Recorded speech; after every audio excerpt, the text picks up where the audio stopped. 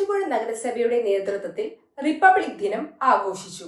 നെഹ്റു പാർക്കിൽ നടന്ന ചടങ്ങിൽ നഗരസഭ ചെയർപേഴ്സൺ ജോയ്സ് മേരി ആന്റണി പതാക ഉയർത്തി. മാത്യു കുഴൽനാടൻ MLA റിപ്പബ്ലിക് ദിന സന്ദേശം നൽകി.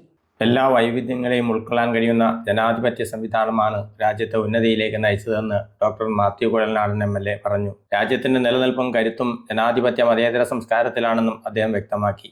77 ആണ്ടുകൾക്കപ്പുറം ലോകത്ത് തന്നെ ഏറ്റവും ഉന്നതിയിലേക്ക്, ലോകത്തിന്റെ നെറുകയിലേക്ക് നടന്നു കയറാൻ നമുക്ക് കഴിയും.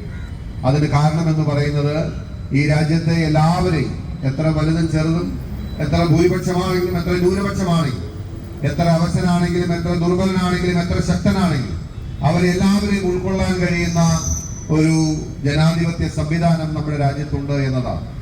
ഈ രാജ്യത്തിന്റെ നിലനിൽപ്പും കരുത്തും ഈ രാജ്യം നിലനിൽക്കുന്നത് ഈ രാജ്യത്തിന്റെ ജനാധിപത്യ മതേതര സംസ്കാരത്തിലാണ്. എന്ന് ആ ജനാധിപത്യ മതേതര സംസ്കാരത്തിന് പോറൽ വീഴുന്നോ അല്ലെങ്കിൽ ആ സംസ്കാരത്തിൽ തകർക്കപ്പെടുന്നോ അന്ന് ഈ രാജ്യത്തിന്റെ നിലനിൽപ്പ് അപകടത്തിലാവുമെന്ന കാര്യത്തിൽ നമുക്ക് സംശയം വേണ്ട. റിപ്പബ്ലിക് ദിനാഘോഷം കേവലം ചടങ്ങുകൾ മാത്രമല്ല, ഇന്ത്യയുടെ ആത്മാവ് നമ്മളോട് സംസാരിക്കുന്ന ദിനമാണെന്ന് നഗരസഭാ ചെയർപേഴ്സൺ ജോയ്സ് മേരി ആന്റണി പറഞ്ഞു. തുടർന്ന് മഹാത്മാഗാന്ധിയുടെ ഛായാചിത്രത്തിൽ ജീവൻ തെളിക്കുകയും പുഷ്പാർച്ചനയും നടത്തി. റിപ്പബ്ലിക് ദിനാഘോഷം എന്ന് പറയുന്നത് ഒരു ചടങ്ങോ ആഘോഷമോ അല്ല. അതിനൊക്കെ അപ്പുറത്ത് ഇന്ന് ഇന്ത്യയുടെ ആത്മാവ് നമ്മളോട് സംസാരിക്കുന്ന ഒരു ദിവസമാണ്. സ്വാതന്ത്ര്യം കിട്ടിയ രാജ്യം വേഴ്സസ് റിപ്പബ്ലിക് രാജ്യം എന്ന് പറയുമ്പോൾ ഒരുപാട് വ്യത്യസ്തതകളുണ്ട്.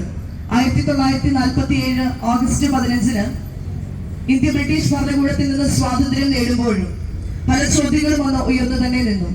ഇന്ത്യ എങ്ങനെ ഭരിക്കപ്പെടണം, എങ്ങനെ സമത്വം ഉറപ്പുവരുത്താം, എല്ലാ ജനങ്ങൾക്കും ഒരുപോലെ നീതി എങ്ങനെ ലഭിക്കാം, ഈ ഒരു ചോദ്യങ്ങൾക്കൊക്കെ ഉത്തരമായിട്ടാണ് ഡോക്ടർ BR അംബേദ്കറിന്റെ അധ്യക്ഷതയിൽ സമിതി നിലവിൽ വരുന്നതും ദീർഘകാലത്തെ പരിശ്രമങ്ങളുടെയും പഠനങ്ങളുടെയും ഒക്കെ ഭാഗമായി ഭരണഘടന നിലവിൽ വരുന്നത്.